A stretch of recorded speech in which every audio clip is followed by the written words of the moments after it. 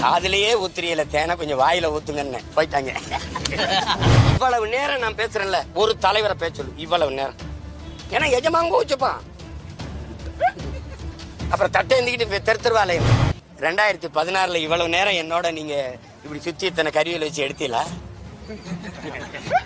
26 நெருங்கும் போது நிக்கிறீல்ல, 26க்கு அப்புறம் இன்னும் நிறைய பேர் கூடி கூடி ரொம்ப நேரம் என்னை பேச விடுவீங்க. எங்க அப்பா மணியரசன் சொல்ற மாதிரி தம்பி பேட்டி கொடுத்தா அது ஒரு பொதுக்கூட்டம் தான். வந்து பெருமையான சாதி வச்சிருக்கப்ப அதை வச்சு வாழ்ந்துக்கிட்டு கும்பிட்டு போயிட்டே இருக்கும். நீ வாழ்ந்துக்கிட்ட வேண்டியதானே? எதை காப்பாத்த போறாரு? சாதியை காப்பாத்தி சாதிச்சா ஒண்ணு சொல்றான். ஒண்ணு சொல்லிடு எவனாவது ஒருத்தன் ஒண்ணு சொல்லிடுறான், அந்த சாதியை காப்பாத்தி நான் சாதிச்சேன். கடைசியா சாதி கட்டவங்க 2-3 சீட்டுக்கு மண்டிட்டு நக்குவேன். கேவலம் கேவலங்க. பட்டியல இருந்து பட்டியலே இல்லாதவன் போய் நின்றுக்கிட்டு இருக்கா. பட்டியல இருந்து வெளியேற்றுன ஏதாவது வெறியாயிர போறேன். இதெல்லாம் பேச முதல்வரை போய் சந்தி சொல்லணுமா? முதல்வர் எந்த நாட்டில் இருக்காரு? சந்திரமண்டலத்தில் இருக்காரா? செய்திகள் தராத தீவுல இருக்காரா? நாங்க சொன்னாதான் உங்களுக்கு முறைட்டு வேண்டாதான் ஏற்றுவீங்களா? அப்பா அப்பான்ற செத்தவன் உன் மகன் இல்லையா? கேட்கறதுக்கு பல சொல்லுங்க. செத்தவன் உன் மகன் இல்லையா? உங்க மகன் இல்லையா? இந்த நாட்டின் தலைவனுக்கு தன் நாட்டு குடியில ஒரு உயிர் போயிருக்குன்னா அந்த துயர், அந்த வலி உங்களுக்கு தெரியாதா?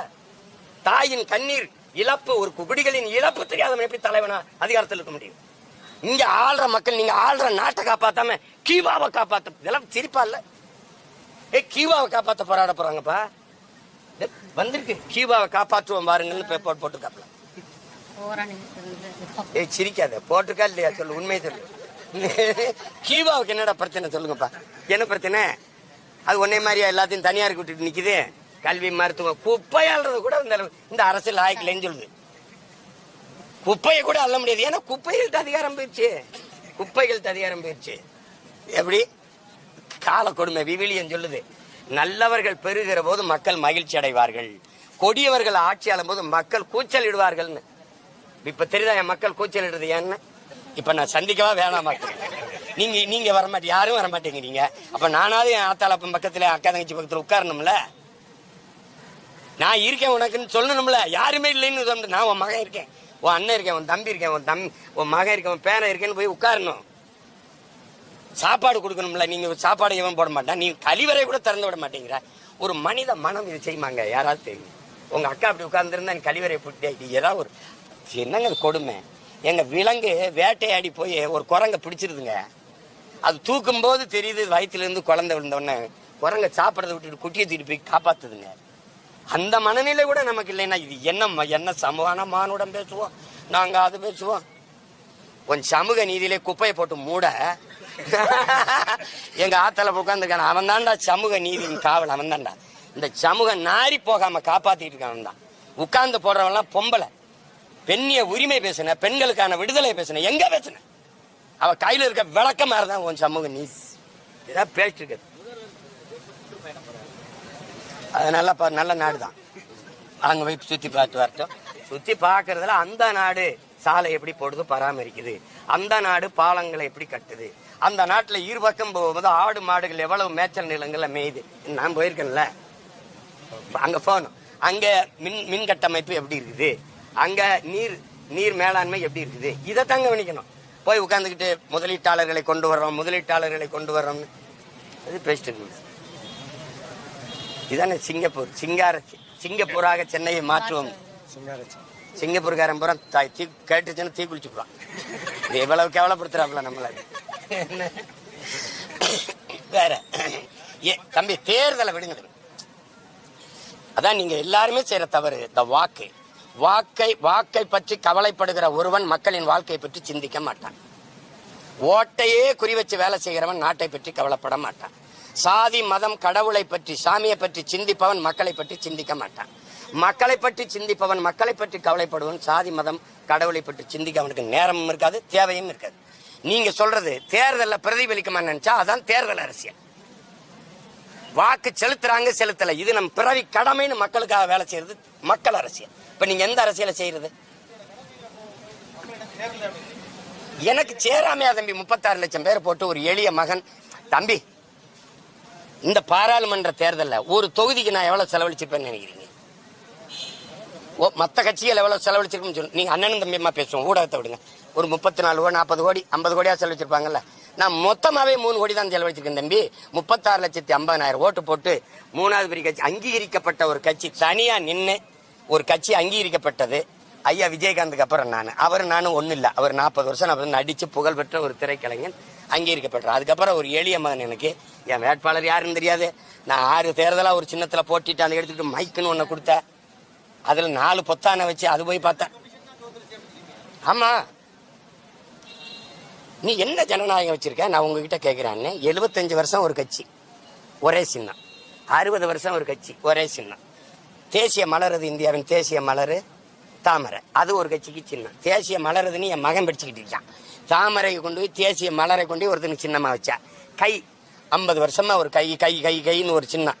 இந்த சின்னங்கள்ல நேற்றுக்கு நாள் கொடுக்குற நாளைக்கு தேர்தல் எனக்கு ஒரு சின்னத்தை, ஒரு பின்புலம் இல்லாத எளிய பிள்ளைகள் நாங்க ஒன்னா மோதணும் அப்படின்னா இது என்ன ஜனநாயகம்? இதுல சமம் சமம் சம சம வாய்ப்பு சம உரிமை இந்த ஒரு வார்த்தைகளை வேற நீ போட்டுக்குவேன். ஜனநாயகத்துல சம வாய்ப்பு சம உரிமைன்னு. நீங்க தினம் ஜிம்முக்கு போய் உடம்ப நல்லா வச்சிருப்பீங்க, எனக்கு இடுப்பு கீழே விளங்காது. நானும் நீங்களும் ஒரே கோட்ல ஓடி ட்ராக்ல ஓடி வெற்றி கோட்டை தொடணும். இதான் ஜனநாயகமா? நீ வச்சிருக்க ஜனநாயகமா? எடுத்துரு, எல்லாருக்கும் ஒவ்வொருத்தருக்கும் புதுசு புதுசா சின்னத்தை கொடுமோத சொல்லுவா, மோதுவோம். வாக்குக்கு பணம் கொடுத்தால் அந்த வேட்பாளர் 10 ஆண்டு தேர்தல் நிக்க தடைன்னு சொல்லு. சரியான தேர்தல் ஆணையம் சொல்லு. ஒருத்தனை தூக்கு, எவனா காசு கொடுத்தா சொல்லு.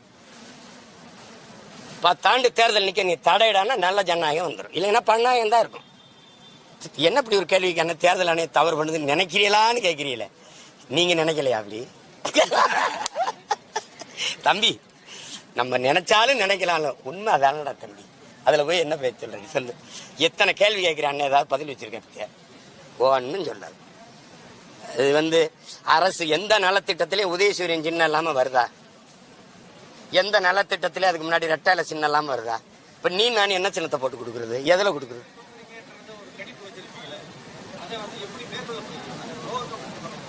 தம்பி, நான் எங்க தோற்றேன்னு நீ சொல்லு. 4.5 லட்சம் ஓட்டு வாங்கினேன், 1.1. இன்னைக்கு 8.22. 6 மணி நேரம் என் வாக்கை நீ என்னல. ஒரு புது சின்னத்தை கொடுத்து இந்தியாவை யார் ஆள்றது? அப்படி பார். ஐயா மோடியா அருமை சகோதரர் ராகுலா, இதுதான் போட்டி. ஐயா எடப்பாடி ஒரு தலைமையை வச்சுக்கிட்டாப்புல ஒரு கூட்டணி. ஐயா ஸ்டாலின் ஒரு தலைமையை வச்சுக்கிட்டாரு ஒரு கூட்டணி. தம்பி அண்ணாமலை மோடியை முன்னிறுத்தி ஒரு கூட்டணியை வச்சுக்கிட்டாப்புல. நான் ஒத்த மகன், ஒன்றும் கிடையாது. ஆனா இதுல நான் வளர்ந்துருக்கேன்னா இல்லையா? 8.2. இந்தியாவை யாராலும் நான் அது இல்லையே, ஆட்டத்துல இல்லையே. நான் இந்த மண்ணின் மகன், இந்த மண்ணுக்கான மகன். ஆனா என்னைய தேடிக்கான் இல்லையா? 8வது பெட்டியில இருந்த என் சின்னம், முதல் பெட்டியில தாமரை உதயசூரியன் ரெட்டலை கை எல்லாம் இருக்கு. 8வது பெட்டியில இருந்த சின்னத்தை சீமானுக்கு என்னடா சின்னம்னு தேடி இத்தனை பேரை போட்டு என்னை அங்கீகரிக்க வச்சிருக்காங்கன்னா, நான் வளர்றேன்னா நான் தோக்குறேன்னு நீ சொல்லாம அந்த வார்த்தைய. வளர்ச்சின்னு சொல்லு, எழுச்சின்னு சொல்லு, மாறுதல்னு சொல்லு, தோல்வின்னு சொல்லாது. 1.1 இருந்து 8.2 வந்த 2 வந்த கட்சி இந்த தமிழ்நாட்டு அரசியல் வரலாற்றுல ஏதாவது சொல்லுங்க. எல்லாம் செத்து போயிடும், கலைஞ்சு ஓடிடுவான். இப்பவே என்ன, ஐயோ அவருக்கு குறைஞ்சிரும், அவர் விஜய் வர்றதுனால அவருக்கு குறைஞ்சு போயிடும், அவர் ஒண்ணுமே இல்லாம போயிடுவாரு. ஏன் எதுக்கு பயம் காட்டுறான்னு தெரியுமில? ஐயோ அப்படியே அப்ப கட்சி கலைஞ்சிருமா, அப்ப ஏதாவது ஒரு கட்சியில கூட்டணி போயிருவோம். டேய், செத்து சாம்பனால ஆனவங்க ஒழிய நாங்க தனியா தான் போவோம். சும்மா போட்டு அது கூட்டணி போயிடும், அது ஒண்ணும் இல்லாம போயிட்டு போகுது. இந்த ஊடகங்கள் ஏதாவது எனக்கு வாக்கு குறைஞ்சிரும்னு சொன்னது, இந்த தேர்தல் அவருக்கு கூடும், இந்த தேர்தல் அவருக்கு கூடும். தம்பி, ஒரு தொலைக்காட்சி தேர்தல் ஓட்டு பதிவு நாளைக்கு நடக்க போது, நாளை மறுநாள் இன்னைக்கு சொல்லுது அவருக்கு 5 விழுக்காடு போடுவாங்கன்னு, 4 விழுக்காடு போடுவாங்கன்னு சொல்லு. அப்புறம் தேர்தல் முடிஞ்சு எக்ஸிட் போல்னு ஒன்று சொல்லுது, இல்லை 5 விழுக்காடு 5 விழுக்காடு வருது அவருக்குன்னு சொல்லு. தேர்தலை வாக்கு என்ற 8.22 வருது. என்ன ஒன் நேர்மை கிழிக்குதுங்க? என்ன பண்றது? நாகரிகங்கிறது விட்டேன், இல்லைன்னா வாக்கு ஓட்டுக்குன்னா என்ன பண்ணுவேன் நீ? தேவை இது கருத்தாளர்கள் சும்மா சொல்லிக்கிட்டு இருப்பாங்க, நம்ம பாட்டுக்கு வேலை செஞ்சுட்டு போகணும். தம்பி, நான் மக்களுக்கானவன், என் வெற்றியின் தோல்வி என் மக்களுக்கானது, அது அவங்க தான் முடிவு பண்ணணும். இப்ப ஜெயிச்சவன் பேசுனதை விட ஜெயிக்காத நான் இப்ப ஜெயிக்கல, தேர்தல் வெற்றி ஜெயிக்கல, நான் பேசுறதை யாராவது இப்ப ஏன் இந்த சரி இந்த துப்புரவு பணியாளருக்கு ஏன் வரல? எத்தனை எம்பி எம்எல்ஏ வந்தான்? ஜெயிக்காத நானே என் தங்கச்சி தம்பியில தானே உட்கார்ந்துருக்கான். நான் தான் இந்த சாப்பாடை செஞ்சு எடுத்துட்டு ஓடுறேன், நீ வரமாட்ட. இவ்வளவு நேரம் நான் பேசுறேன்ல, ஒரு தலைவரை பேச சொல்லு இவ்வளவு நேரம். ஏன்னா எஜமாங்க வச்சுப்பான், அப்புறம் தட்டை எழுந்திக்கிட்டு தெருத்தருவா அலையணும். எங்க போறது, எந்த வீட்டுல நமக்கு கறிச்சோறு கிடப்போம், எவன் கஞ்சி ஊத்துவான்னு தேடணும். பேச முடியாது. அந்த தனித்துவத்தை இழக்காம இருக்கணும்னு நினைக்கிறேன். ஏன்னா எங்க முன்னோர்கள் செஞ்ச தவறை நான் செஞ்சிடக்கூடாதுன்னு நினைக்கிறேன்.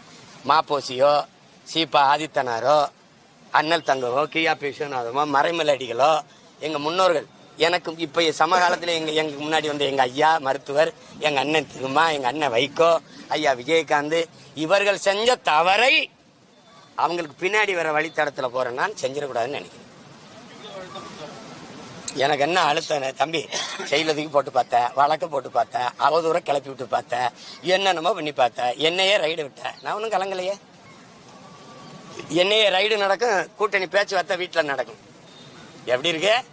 1000 crores, பார்ட்டிக்கு 1000, ஃபேமிலிக்கு 1000. அதுலயே ஊத்திரியல தேனை கொஞ்சம் வாயில ஊத்துங்கன்னு போயிட்டாங்க. புரியுதுன்னு நினைக்கிறேன். ஒன்னும் கேட்கல, நான் உங்களோட வந்துடுறேயா, சேர்ந்து நின்று ஒரு போட்டோ எடுத்துரும்.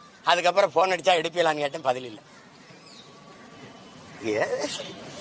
அது விட தனிச்சு நிக்கணும், தனித்துவத்தை இழந்துடக்கூடாது. தனிச்சு நின்னாலும் தனித்துவத்தோடு நிக்கணும். நமக்கு அது தேவையில்லை.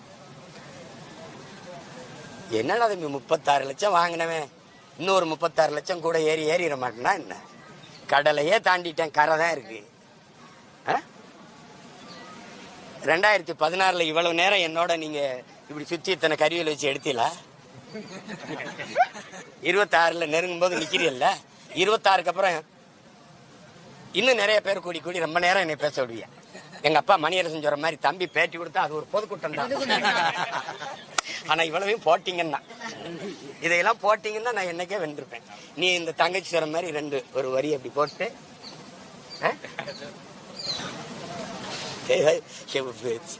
காலையிலேயே கோவப்படுத்துறாங்க. இன்னும் நம்ம தூரம் போக வேண்டியது, மறுபடியும் வேற போராட்டத்துக்கு வேற போக வேண்டியிருக்கு, சாப்பாடு கொடுக்க வேண்டியிருக்கு மக்களுக்கு. அங்க வேற கேள்வி கேட்ப, அதுக்கு வேற கோவப்படும். என்னடா தங்கச்சி இருக்கா? வேற ஏதாவது கேள்வி இருக்கா? ரொம்ப மகிழ்ச்சி.